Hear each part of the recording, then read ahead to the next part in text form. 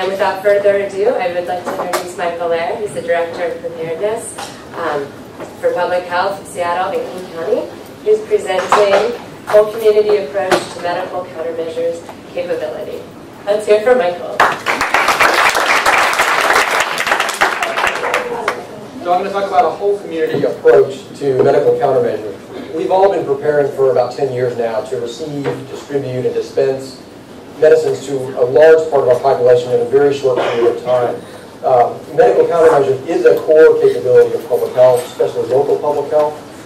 We may need to be called upon to activate this capability for naturally occurring disease outbreaks like H1N1 or for bioterrorist events.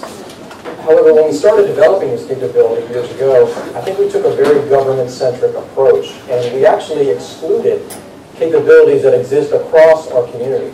In Seattle, I know that we had really overlooked a wealth of resources, capacity, capability, and expertise that existed all around us. In fact, that expertise and that capacity is what mobilizes and dispenses medical countermeasures to our populations every single day. So we've taken a new approach. We're looking at this capability quite differently now. We now have to make sure we can make medications accessible to all who need them, wherever they happen to be in our jurisdiction, during outbreaks of all types, not just bioterrorist events, with sufficient speed to make a difference, to minimize morbidity and mortality, and in a manner that retains the trust and confidence of the public. And that is the core component we need to integrate into our work. And that is what has led Seattle towards a whole community approach to planning. Now, I think there are 3 rules that govern whole community planning. And rule number 1 is use what's there. Do not develop new capabilities or new capacity unless and until all the existing capacity you have in your community is exhausted.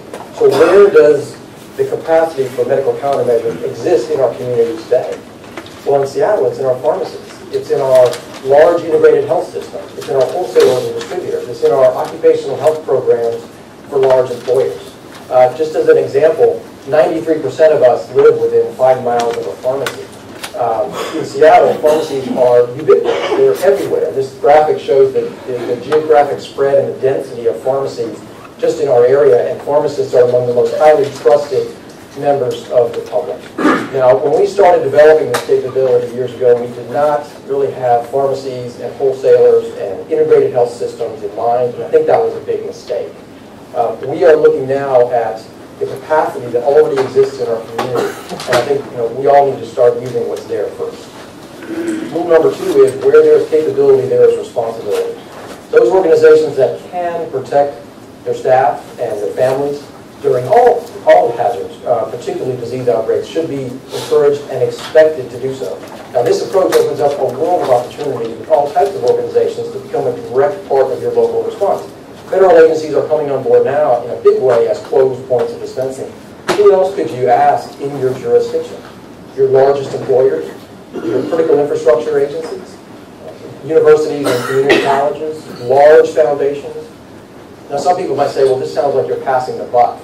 And I don't think so. I don't think this is passing the buck. I think this is government recognizing and acknowledging our capabilities and our responsibilities, and those of key community partners. Those community partners are willing to step up and be part of our response. We just need to be willing to make that ask. Rule number 3 is targeted solutions for vulnerable populations require community-based expertise. Now, public pods and pharmacies can meet the needs of some of our most vulnerable residents during an outbreak, but by no means all of them. I think a whole community approach brings in the right organizations to address the needs of the homeless, homebound, immigrant and refugee population, the impoverished, groups that are traditionally marginalized in our communities and do not fit neatly within the infrastructure that we take for granted. Key organizations are essential to bring to the table to develop solutions. These are organizations like home care and home health, aging and disabilities, immigrant and refugee advocates, and local public health. That's where we fit in best, to identify the needs of these populations, to identify barriers that they may face, and to develop those targeted solutions. So the foundation of medical countermeasures in Seattle really rests within our community, not within government. I think real solutions that are going to be there when we need them most are going to be solutions that are rooted in the community, solutions that incorporate the infrastructure of the community that exists on a daily basis. I'm think public health should focus on what we do best every day, and we need to leverage the resources, the capacity, the expertise, and the interest that exists within our community to best meet the needs of the public. Thank you.